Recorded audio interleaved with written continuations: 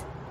Remember, there were 4 chambers of the heart, your 2 atria on the top and the 2 ventricles on the bottom.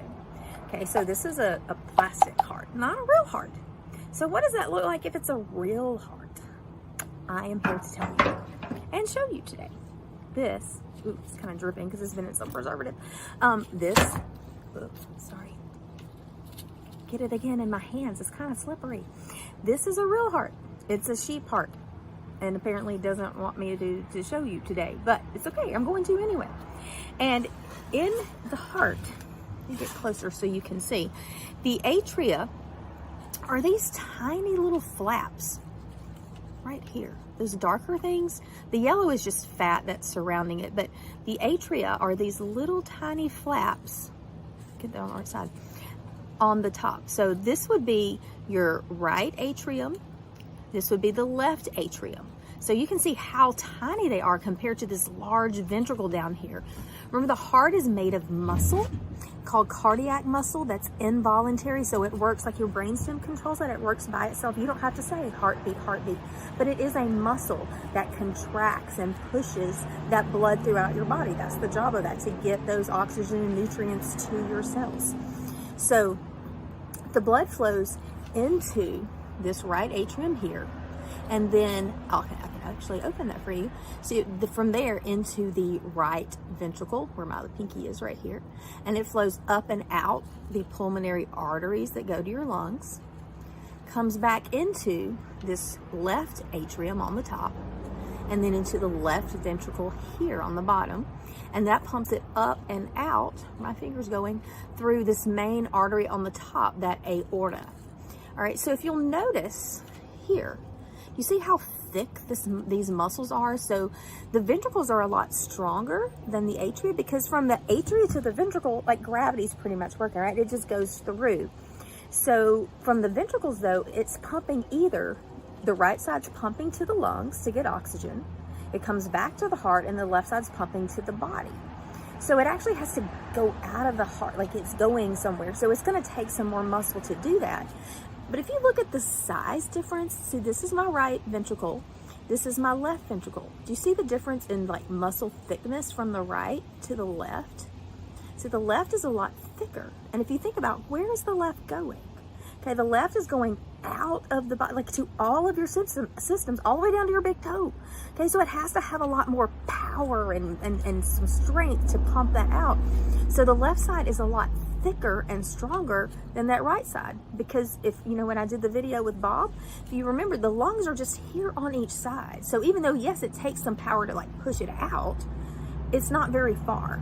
So it's just going to the lungs and back. So this one does not have to be as strong as the left side, okay? But they are made of muscle. If you notice, there's a thick muscle running down the center.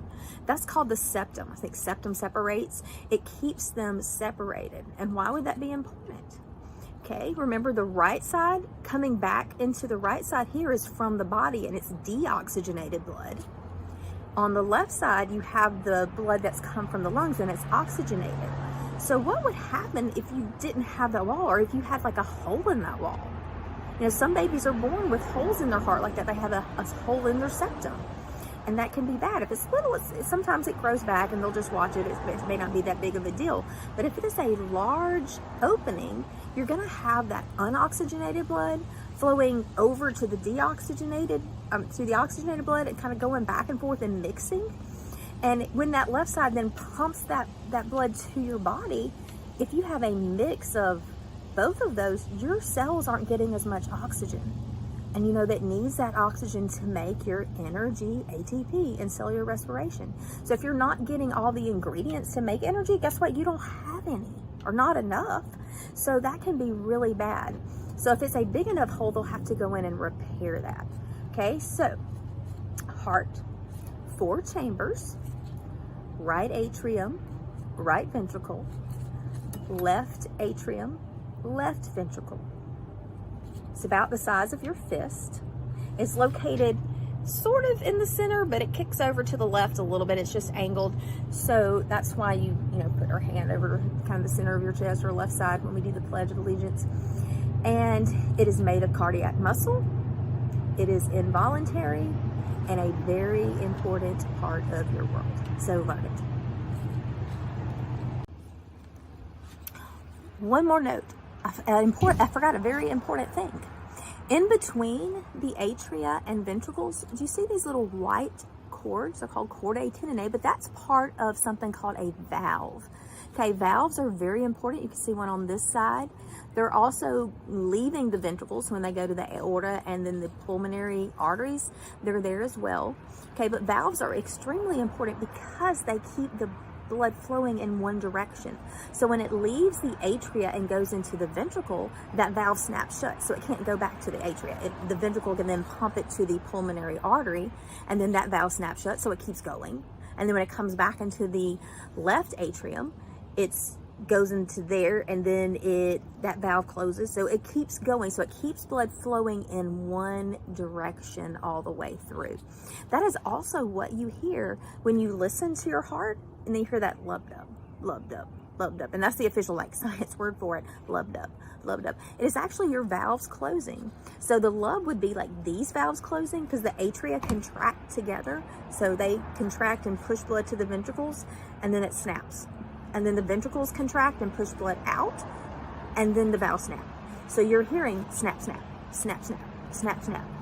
But officially, lub-dub, lub-dub, lub-dub. So the valves are closing are what make your heart sounds, and they're very important because it keeps blood flowing in one direction and not flowing backwards.